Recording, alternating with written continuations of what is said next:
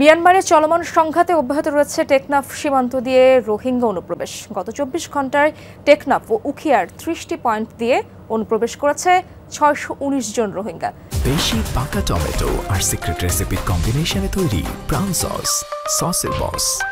স্থানীয়রা জানায়, দালালদের সহায়তায় আইনশৃঙ্খলা বাহিনীর চোখ ফাঁকি দিয়ে বাংলাদেশে প্রবেশ করেছে রোহিঙ্গারা।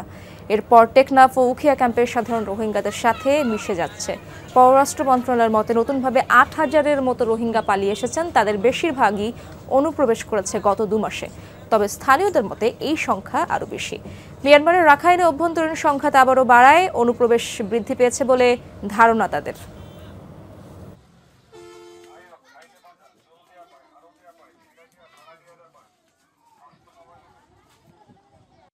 সীমানা এলাকায় যারা বিভিন্ন রকম চোরাচালানের সাথে সম্পর্কিত সেই ধরনের কিছু লোক এই ধরনের অনুপ্রবেশের ক্ষেত্রে তাদেরকে সহযোগিতা করে, সেটি নিশ্চয়ই আমাদের জেলা পুলিশ এবং আমাদের সীমান্ত রক্ষী বাহিনী বিজিবি নিশ্চয়ই তারা এটি দেখাশোনা করবে।